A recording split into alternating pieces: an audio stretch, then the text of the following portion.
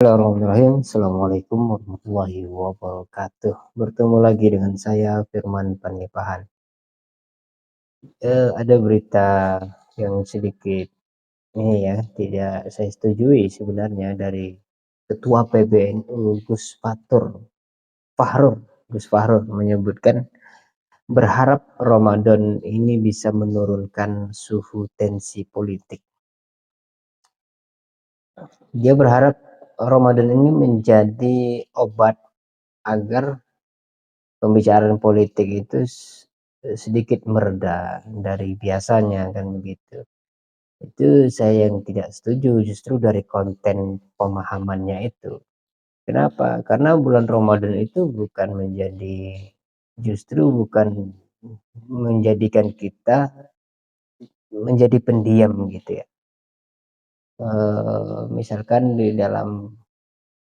kita ini seorang ekonom kemudian datang bulan puasa dan tidak begitu tertarik dengan ekonomi gitu, meninggalkan sedikit atau mengurangi kadar pembicaraan tentang ekonomi. Itu saya rasa adalah kesalahan gitu ya. Atau kalau kita ini seorang pembelajar misalnya, bulan puasa datang ya fokus ke ibadah, tidak lagi fokus kepada diskusi dan sebagainya. Itu kan menurut saya menjadi liar kan kalau kita beri contoh-contoh seperti itu. Artinya memang bulan Ramadan itu justru spirit baru yang kita ketahui sebagai bulan di dalam Islam itu bulan yang istimewa gitu. Setiap perbuatan baik itu diganjar menjadi berkali-kali lipat. Justru ini menjadi kesempatan di dalam politik untuk menaikkan tensi bukan menurunkan tensi gitu. Karena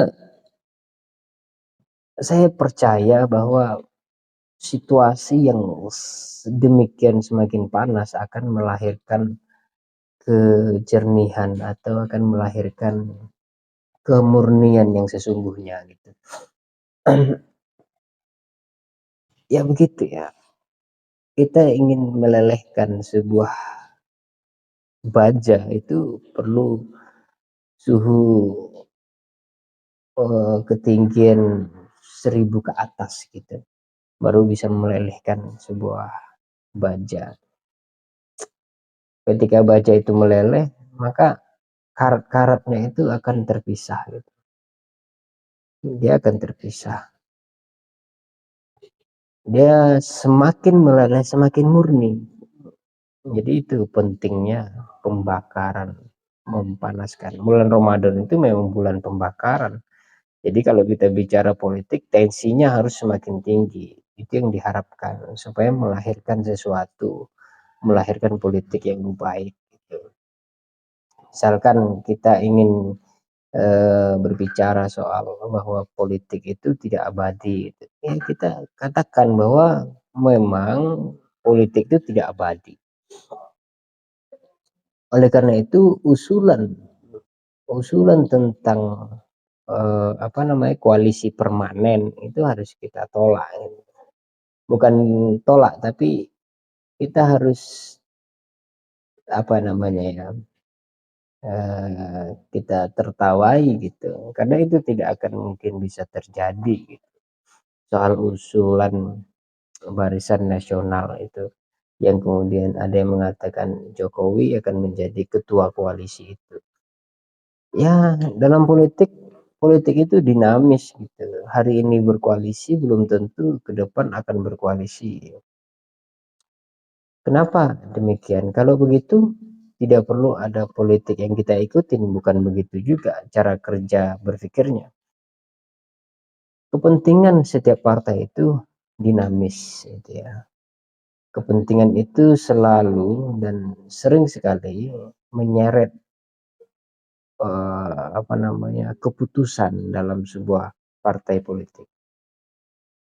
Ada yang tetap idealis dalam pandangannya sehingga melewatkan atau tidak mendahului kepentingan politik, tapi mendahului kepentingan umum.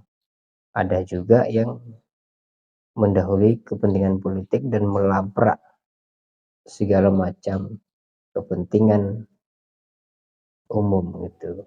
Dia mengambil, apa namanya, mengambil resiko untuk kepentingan politiknya sehingga dia melanggar janji dan sebagainya. Sehingga sangat benar kalau politik itu dinamis ya, bukan tidak permanen. Memang tidak permanen, dunia ini tidak ada yang permanen. Itu saya rasa ya. Terima kasih. Wassalamualaikum warahmatullahi wabarakatuh.